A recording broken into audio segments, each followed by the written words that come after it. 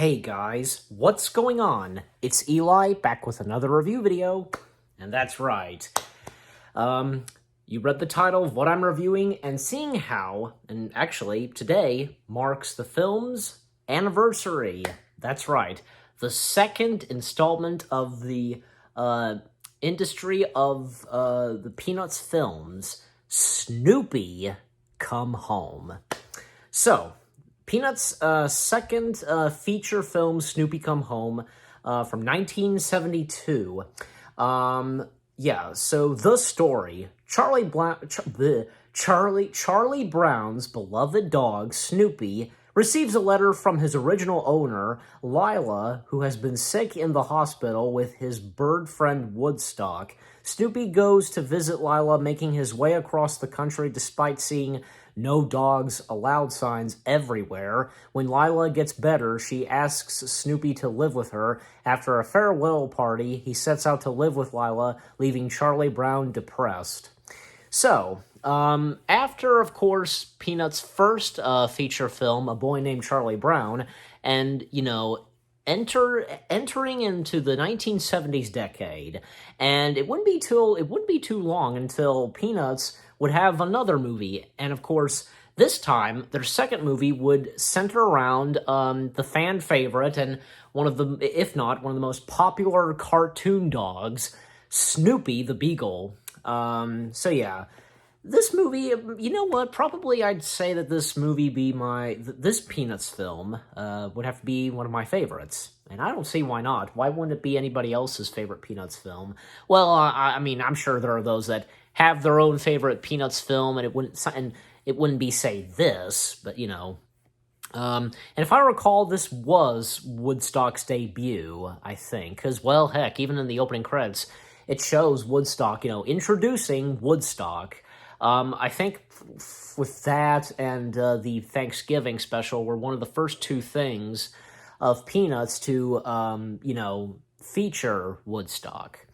And actually, the songs in this movie are actually written and done by the Sherman Brothers, especially since a year after they departed from the Disney Company, after, say, the Aristocats and Bedknobs and Broomsticks. Those were their last two films, and they would go on to do other projects and material, especially with this being Snoopy Come Home. And they would return, decades later, like in 2000, when they would write songs for the Tigger movie. But so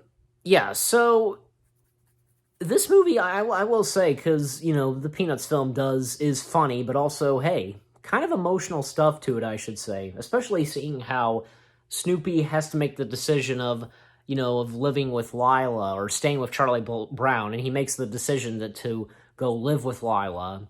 Also, some funny moments, like, especially because, like, okay, those moments were, like, when Snoopy would come face-to-face with the "No dogs allowed" sign, and, Thor Ravenscroft being the singing voice of the "No dogs allowed," "No dogs allowed."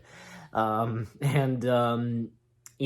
say, the beach to the library, a bus, a train, a grass patio, basically, grass field, even, say, the hospital. He actually, it's not just it's not just the sign that says "No dogs allowed." Like, it's not only that's on the sign, but also, birds aren't allowed either, that goes for birds, and of course Woodstock being a bird.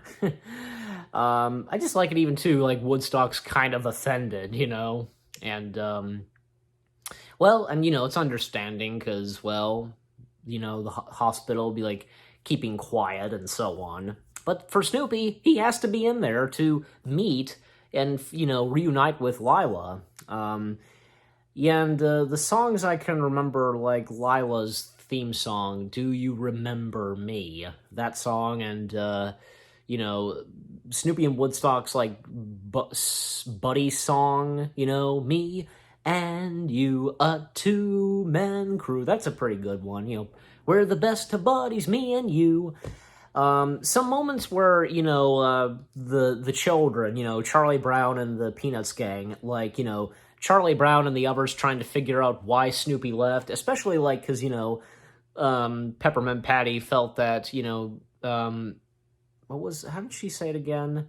Came too strong on him because, well, that's how she felt, especially when, they were supposed to meet again on the beach, but, really what happened was that, because of the no dogs allowed sign, Snoopy was unable to go back to the beach, apparently. Well, wait a minute, how was he on the beach and, and he got back and there was the no dogs allowed sign?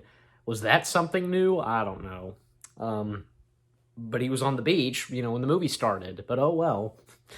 And especially, like, even after Snoopy got kicked out of the library, no dogs allowed in the library, Snoopy having a bad day and, not in a good mood and, wanting Linus's blanket, and they fight against the blanket, and then Snoopy would get into a boxing match with Lucy, and then also, during when Snoopy and Woodstock are on their way to the hospital, like, a sequence where Charlie Brown and Peppermint Patty, they're at the local, like, fair. And what's interesting is that we do see a few adults appearing in the film.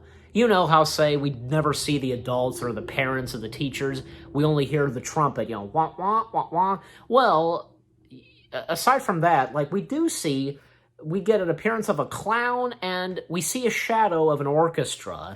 That's it. So, that's interesting. However, like, in the later years of Peanuts, I do remember, like, say, oh gosh, what's that one called where they're on the boat, the voyage and going to Neverland? That was one of the first ones I ever watched where there were grown-ups in that, adults. And then there was something else that I guess had to do with Pete the Piper, Snoopy playing the flute and, getting the mice to follow him. That was another one. There might have been a few others, but, also, like, another moment in the film is that I believe it's, I could be,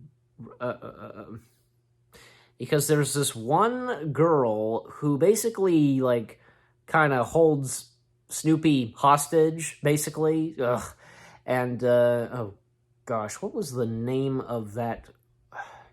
The song, actually, she has a song number, Clara, that's right. God, Clara, like, what an annoying brat she was, and just, literally, like, Snoopy just came up and just, like, he uses his dog's dish bowl as a hat, and like, he's tipping it to saying hello and greeting her, but of course out of nowhere Clara just snatches her, like, and she even captures Woodstock too and making them her pets, and she has a song number which being and it's actually another one of the Sherman Brothers, like, words that they made up, from, like, supercalifragilisticexpialidocious, or with the Heffalumpa song is very confusal, that kind of stuff. So in this song number, fundamental friend dependability, a fundamental friend to build. I can't, like, say that 10 times fast.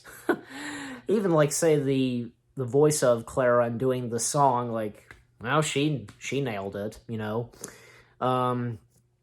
So yeah. And I wonder how everybody else feels about Clara. What about you guys? What a little brat. Anyways, and that's another thing too. Like, even Clara naming Snoopy Rex. So of course, Snoopy and Woodstock making their way out of there. I like it how, like Snoopy causing a fishbowl to come on top of Clara's head. Yeah, what a way for her demise.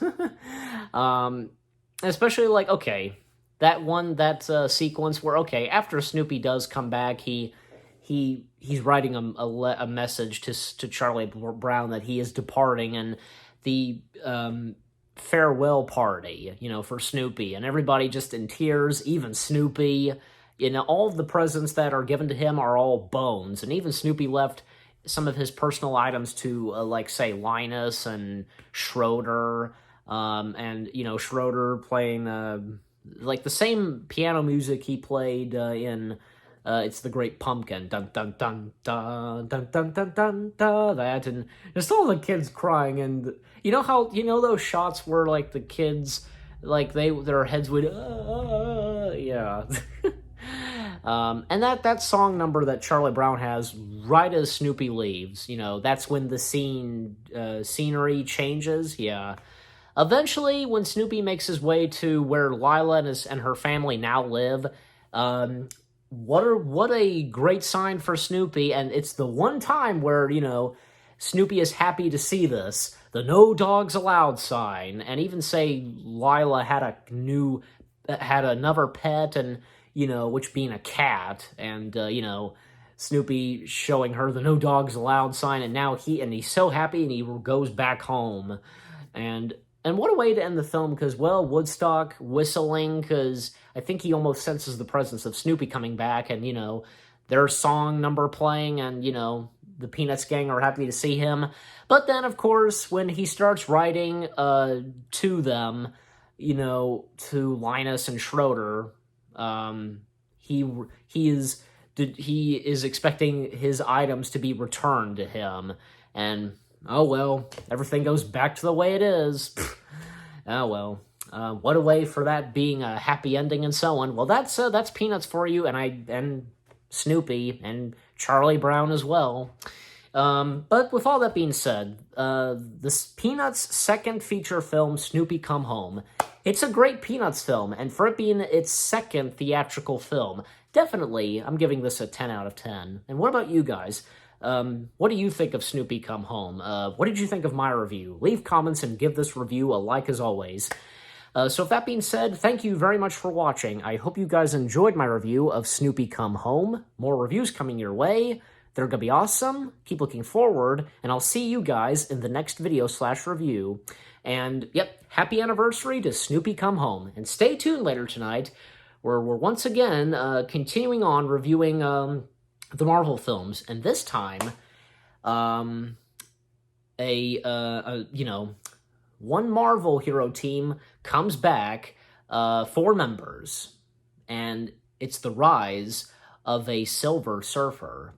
You probably know what I'm talking about. Stay tuned for that. Take care, and peace out.